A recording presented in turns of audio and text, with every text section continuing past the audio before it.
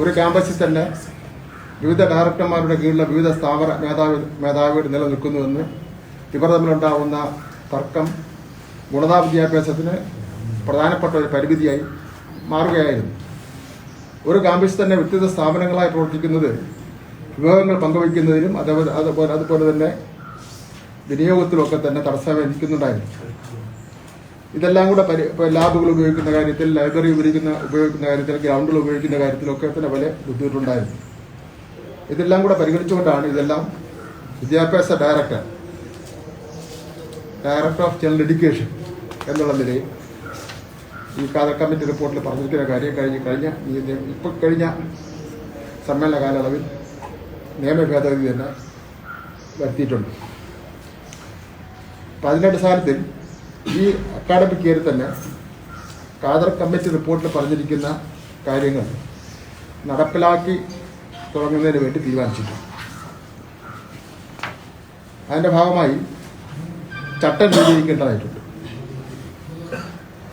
കാതർ committee report പൂർണ്ണമായി നടപ്പിലാക്കുന്നതിന് വേണ്ടി ചട്ടം രൂപീകരിക്കുന്നതിന് വേണ്ടിയുള്ള തയ്യാറെടുപ്പിലാണ് പൊതുവിദ്യാഭ്യാസ വകുപ്പ്. അത് ആരംഭിച്ചു കഴിഞ്ഞിരിക്കുകയാണ്. ഇങ്ങനെ ഏകീകരണം നടത്തുമ്പോൾ നിലവിലുള്ള അധ്യാപകരെ സംബന്ധിച്ചിടത്തോളം സ്ഥാനക്കയറ്റത്തിനോ മറ്റോ യാതൊരു തരത്തിലുള്ള കുറവുകളും ഉണ്ടാവില്ലെന്നുള്ള കാര്യം കൂടി വ്യക്തമാക്കുകയാണ്.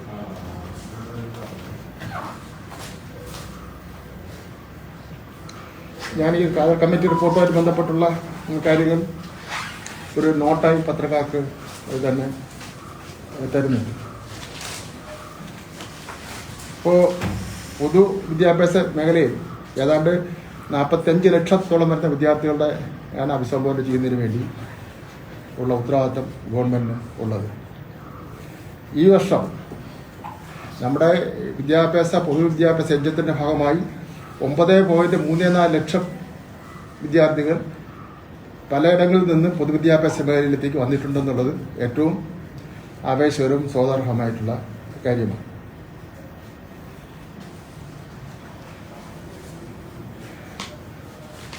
മറ്റു കാര്യം ലേബറിലത്തേക്ക് പറയുന്നതിന് മുമ്പ് ഇപ്രാവശ്യത്തെ SLC പരീക്ഷ കഴിഞ്ഞ പ്രാവശ്യത്തെ എല്ലാവർക്കും അറിയാം, നല്ല റിസൾട്ടായിരുന്നു.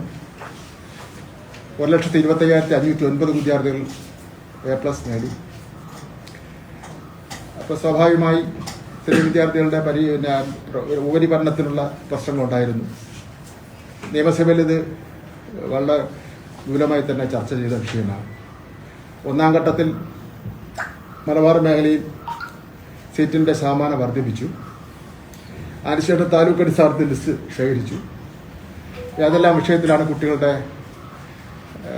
പ്രവേശനത്തിന് സീറ്റ് കുറവെന്ന് മനസ്സിലാക്കി. നിയമസഭയിൽ തന്നെ ഞാൻ പറഞ്ഞു, SLC കഴിഞ്ഞ ശേഷം ഉപരിപഠനത്തിന് ആഗ്രഹിക്കുന്ന എല്ലാവർക്കും സീറ്റ് ഉറപ്പാക്കുമെന്ന് അന്ന് തന്നെ നിയമസഭ പറഞ്ഞിരുന്നു.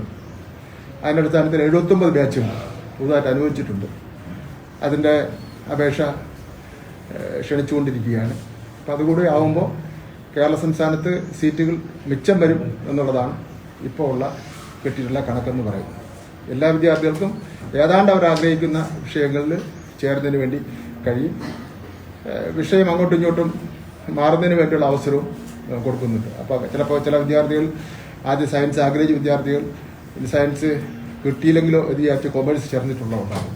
അപ്പം അങ്ങനെയുള്ള വിദ്യാർത്ഥികൾ അങ്ങോട്ടും ഇങ്ങോട്ടും സീറ്റിൻ്റെ അവൈലബിലിറ്റി അനുസരിച്ച് മാറുന്നതിന് വേണ്ടിയുള്ള അവസരവും കൂടി അപേക്ഷ ക്ലോസ് ചെയ്താൽ അവർക്ക് നൽകുന്നതാണ്.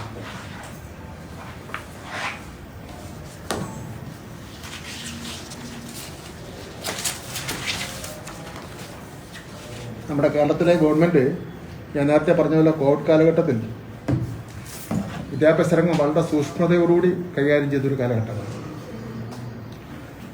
അതിൽ ഏറ്റവും പ്രധാനപ്പെട്ടതാണ് ഡിജിറ്റൽ ക്ലാസ്. ഇന്ത്യയിൽ തന്നെ ഡിജിറ്റൽ ക്ലാസ് നടത്തിയ ഏക സംസ്ഥാനം കേരളം മാത്രമാണ്. രണ്ടാമത്തെ ഏറ്റവും പ്രധാനപ്പെട്ട പ്രശ്നമാണ് പരീക്ഷ നടത്തി. SLC പരീക്ഷ നടത്തി, ഹയർ സെക്കൻഡറി പരീക്ഷ നടത്തി. ബോർഡ് പരീക്ഷ പൂർണ്ണമായി നടത്തിയ ഏക സംസ്ഥാനം കേരളം മാത്രമാണ്. അതിൻ്റെ ഗുണവും നമ്മുടെ സംസ്ഥാനത്തെ കുട്ടികൾക്ക് ഉണ്ടായിട്ടുണ്ട്. അപ്പോൾ SLC പരീക്ഷ നടത്തിയ അവസരത്തിൽ വിവാദങ്ങളുണ്ടായിരുന്നു, നടത്തിയാൽ എങ്ങനെ. പക്ഷെ പരീക്ഷ നടന്നു കഴിഞ്ഞപ്പോൾ നന്നായി തന്നെ നമുക്ക് സാധാരണ ഒരു അന്തരീക്ഷത്തിൽ നടത്തുന്ന പ്രതീതിയാണ് ഉണ്ടായത്. രണ്ടാമത് ഹയർ സെക്കൻഡറി പരീക്ഷ നടത്തിയപ്പോൾ ഇതേ കുറച്ചുപേർ എതിർപ്പ് പ്രകടിപ്പിച്ചു. ഹയർ സെക്കൻഡറിയുടെ 1ാം വർഷ പരീക്ഷ നടത്തിയപ്പോൾ ഹൈക്കോടതിയിൽ കേസുമായി പോയി. അവിടെ പരാജയപ്പെട്ടപ്പോൾ സുപ്രീം കോടതിയിൽ ഏതാനും ആൾക്കാർ പോയി. അപ്പോൾ ഓരോ പ്രാവശ്യം കേസിന് വേണ്ടി പോകുമ്പോൾ കുട്ടികളുടെ പഠിത്തം അവരങ്ങ് നിൽക്കുകയാണ്. കാരണം കോടതി അനുകൂലമായിട്ട് ഞങ്ങൾക്ക് വിധിച്ചാലോ എന്ന് ഇരിക്കുകയാണ്. സുപ്രീം കോടതിയും അനുകൂലമായിട്ട് വിധിച്ചു. അത് പരീക്ഷ നന്നായി തന്നെ ഇപ്പോൾ നടന്ന് കഴിഞ്ഞു. സ്കൂൾ തുറന്നപ്പോൾ ഇപ്പം തുറക്കാൻ വേണ്ടിയുള്ള അന്തരീക്ഷമാണോ? വലിയ സംശയങ്ങളുണ്ടായിരുന്നു. പക്ഷേ ആരോഗ്യവകുപ്പും വിദ്യാഭ്യാസ വകുപ്പും ട്രാൻസ്പോർട്ട് വകുപ്പും മുഖ്യമന്ത്രിയുടെയൊക്കെ തന്നെ നേതൃത്വത്തിൽ നടത്തിയിട്ടുള്ള ഒരു മാസക്കാലത്ത് തയ്യാറെടുപ്പ്, അത് പാരന്റ് ടീച്ചേഴ്സ് അസോസിയേഷൻ, വിദ്യാർത്ഥികൾ, തദ്ദേശ സ്വയംഭരണ സ്ഥാപനങ്ങൾ, മുനിസിപ്പാലിറ്റി, കോർപ്പറേഷൻ, പഞ്ചായത്ത്, ജനങ്ങൾ, അവരുടെ എല്ലാം സഹായത്തോടു കൂടി മാർഗരേഖ, വിദ്യാഭ്യാസ വകുപ്പ് തയ്യാറാക്കിയിട്ടുള്ള ഒരു മാർഗരേഖ, അത് ഓരോന്നും എടുത്ത് പരിശോധിച്ച് നടത്തിയതിൻ്റെ അടിസ്ഥാനത്തിൽ ഈ നിമിഷം വരെ, നമ്മൾ ഈ പത്രസേവനം നടത്തുന്ന ഈ നിമിഷം വരെ സ്കൂൾ തുറന്നതായിട്ട് ബന്ധപ്പെട്ട് ഒരു പ്രശ്നവും ബുദ്ധിമുട്ടും ഉണ്ടായിട്ടില്ല. നന്നായി തന്നെ മുന്നോട്ട് പോവുകയാണ്. ഇപ്പോൾ ബഹുമാനപ്പെട്ട പ്രധാനമന്ത്രി വിദ്യാർത്ഥികൾക്ക് വാക്സിൻ കൊടുക്കുന്നതിനെ സംബന്ധിച്ചിടത്തോളം ഒരു പ്രഖ്യാപനം നടത്തിയിട്ടുണ്ട്. അതിൻ്റെ വിശദാംശങ്ങൾ സംസ്ഥാന ഗവൺമെൻറ്റിന് ലഭിച്ചതിന് ശേഷം കോവിഡുമായി ബന്ധപ്പെട്ടുള്ള കാര്യങ്ങളുടെ മാർഗരേഖ തയ്യാറാക്കുകയും അത് നിർദ്ദേശങ്ങൾ നൽകുകയൊക്കെ ചെയ്യുന്നത് കോവിഡ് അവലോകന കമ്മിറ്റിയാണ്, മുഖ്യമന്ത്രി ചെറുമാറ്റ കമ്മിറ്റിയാണ്. ആ കമ്മിറ്റി പരിശോധിച്ചതിന് ശേഷം അവർ നൽകുന്ന നിർദ്ദേശത്തിൻ്റെ ഫലമായി അതുകൂടി പരിഗണിച്ചുകൊണ്ട് ഈ സ്കൂൾ തുറക്കുന്നതിന് വേണ്ടി എങ്ങനെയാണോ തയ്യാറെടുപ്പ് നടത്തിയത് അതേപോലെ തന്നെ ആ നിർദ്ദേശങ്ങൾക്ക് വിധേയമായിക്കൊണ്ട് എല്ലാ കുട്ടികൾക്കും വാക്സിൻ കിട്ടത്തക്ക രൂപത്തിലുള്ള തയ്യാറെടുപ്പുകൾ നടത്തുന്നതാണ്. മറ്റൊരു കാര്യം, ഈ ആൺകുട്ടികൾ മാത്രം പഠിക്കുന്ന സ്കൂള്, പെൺകുട്ടികൾ മാത്രം പഠിക്കുന്ന സ്കൂള് സംസ്ഥാനത്ത് പല സ്ഥലങ്ങളിലും. എന്നാൽ പല സ്ഥലങ്ങളിലും ഇന്ന് രണ്ടു കൂട്ടരും പഠിക്കുന്ന സ്കൂളാക്കി മാറ്റുന്നതിന് വേണ്ടിയുള്ള തീരുമാനം എടുക്കുകയാണ്. ഇത് വിദ്യാഭ്യാസ വകുപ്പിൻ്റെ കേന്ദ്രീകരിച്ചുള്ള ഒരു തീരുമാനമല്ല.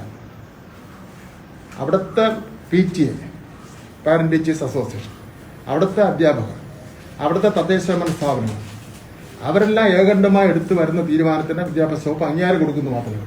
വിദ്യാഭ്യാസ വകുപ്പിന് എതിരൊന്നുമില്ല. ആൺകുട്ടികളും പെൺകുട്ടികളും ഒരുമിച്ചിരുന്ന് പഠിക്കുന്നതിൽ ഒരു എതിർപ്പും വിദ്യാഭ്യാസ വകുപ്പിനില്ല. അതുപോലെ തന്നെ ജെൻഡർ ന്യൂട്രൽ യൂണിഫോമിൻ്റെ കാര്യത്തിൽ ചില സംഘടനകൾ തെറ്റിദ്ധരിച്ചിരിക്കുകയാണ്. വിദ്യാഭ്യാസ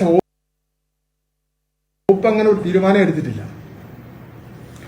എല്ലാ വിദ്യാഭ്യാസ സ്ഥാപനങ്ങളും ജെൻഡർ ന്യൂട്രൽ യൂണിഫോം ധരിക്കണം എന്നുള്ള നിലയിൽ ഒരു തീരുമാനവും വിദ്യാഭ്യാസ വകുപ്പ് എടുത്തിട്ടേയില്ല. അത് അവിടുത്തെ നേരത്തെ ഞാൻ പറഞ്ഞതുപോലെ തന്നെ അവിടുത്തെ PT, അവിടുത്തെ വിദ്യാർത്ഥികൾ, അവിടുത്തെ രക്ഷകർത്താക്കൾ, അവിടുത്തെ നാട്ടുകാർ, തദ്ദേശ സ്വയംഭരണ സ്ഥാപനങ്ങളിലെ ആൾക്കാർ, അവർ ഏകണ്ഠമായി തർക്കമുണ്ടെങ്കിൽ അവർ ചെയ്യില്ല. അവർ ഒരു അഭിപ്രായ വ്യത്യാസമില്ലാതെ ഏകസ്വരത്തിൽ അങ്ങനെ ഒരു തീരുമാനം എടുത്താൽ അതിനെ പിന്തുണയ്ക്കുന്ന സമീപനമാണ്. വേണ്ട എന്നുള്ള തീരുമാനം പൊതുവിദ്യാഭ്യാസ വകുപ്പ് എടുക്കുന്നില്ല. ഇപ്പോൾ ഉദാഹരണം, 2018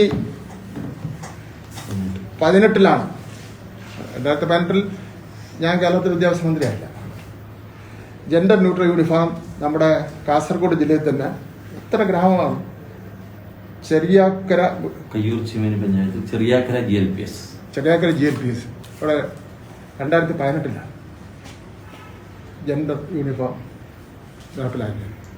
അപ്പം അതൊരു ഒരു നാട്ടിൻ്റെ സംസ്കാരമാണ്, ജെൻഡറിനോടുള്ള നാട്ടിൻ്റെ സമീപനമാണ്, സമത്വത്തോടുള്ള നാട്ടിൻ്റെ ഒരു വികാരമാണ്. അത് അങ്ങനെ ആണെങ്കിലേ മാത്രം കണ്ടാൽ മതിയാവും. ഒരു കാര്യം കൂടി ഞാൻ ആവർത്തിച്ച് തന്നെ വ്യക്തമാക്കുകയാണ്. ഏതെങ്കിലും ചില സംഘടനകൾ ഒരു തെറ്റിദ്ധാരണയുണ്ട്, സംസ്ഥാന ഗവൺമെൻറ്റും വിദ്യാഭ്യാസ വകുപ്പും ജെൻഡർ ന്യൂട്രൽ യൂണിഫോം അടിച്ചേൽപ്പിക്കുകയാണ്. അങ്ങനെ ചെയ്യുന്നേയില്ല. അങ്ങനെ ഒരു നയമേ ഇടതുപക്ഷ ജനാധിപത്യ മുന്നണി ഗവൺമെൻറ് പ്രഖ്യാപിച്ചിട്ടുമില്ല. ഞങ്ങളുടെ പ്രകടന പത്രികയിൽ അത് പറഞ്ഞിട്ടുമില്ല. നാടൊന്നാകെ വരുന്ന അവസരത്തിൽ ഞങ്ങൾ അതിനെ എതിരായിട്ട് നിൽക്കുന്നില്ല എന്നുള്ള സമീപനം മാത്രമേ അക്കാര്യത്തിൽ സൂചിപ്പിക്കാറുള്ളൂ. മറ്റൊരു കാര്യം, SLC പരീക്ഷ നടത്താൻ വേണ്ടി പോവുകയാണ് കൃത്യമായിട്ട്. SLC പരീക്ഷ 31/8 കിട്ടല്ലേ? 3 മാർച്ചല്ലേ? അതെ, 31/3/22 മുതൽ 29/4/22 വരെ. 31/3/22 മുതൽ 29/4/22 വരെ. 31/3/22 മുതൽ 29/4/22 വരെ SLC. ആ, സംശയമുണ്ടോ? അതെ. അടുത്ത ഹയർ സെക്കൻഡറി സെക്കൻഡ് ഇയർ +2 30/3/22 മുതൽ 22/4/22 വരെ. March 30 to April 22. Ending date April 30/3/22 മുതൽ 22/4/22. VHC vocational higher secondary second year 30/3/22 മുതൽ 22/4/22 വരെ. സെക്കൻഡ് ഇയർ 30/3/22 മുതൽ 22/4/22 വരെ. അതെ, വൊക്കേഷണൽ ഹയർ സെക്കൻഡറി. തെറ്റിച്ച് കൂട്ടിലുള്ള കുഴപ്പിക്കല്ലേ. മോഡൽ എക്സാം ഇതിൻ്റെ എല്ലാം മോഡൽ പരീക്ഷ നടത്തുകയാണ്. കാരണം കുട്ടികൾ ആദ്യം ഇപ്പോൾ കുറച്ച് പഠനമൊക്കെ പ്രശ്നമുണ്ടല്ലോ. 21/3/22 മുതൽ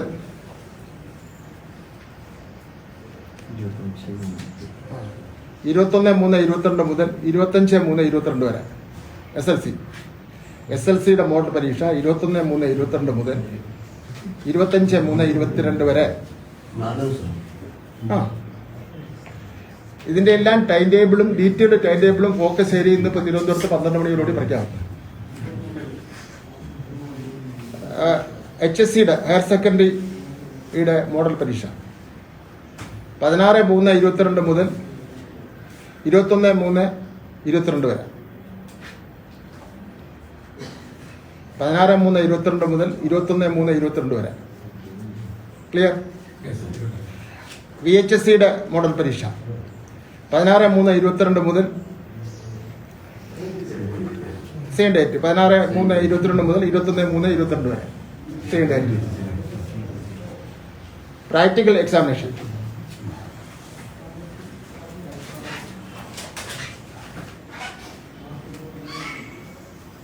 SLC 10/3/22 മുതൽ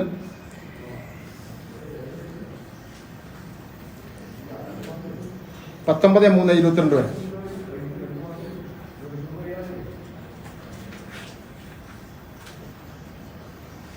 HSC ഹയർ സെക്കൻഡറി എഡ്യൂക്കേഷൻ 21/2/22 മുതൽ 15/3/22. 21/2/22 to 15/3/22. VHSC second year 15/2/22 to 15/8/22. 15/3/22. 15/2/22 മുതൽ 15/3/22.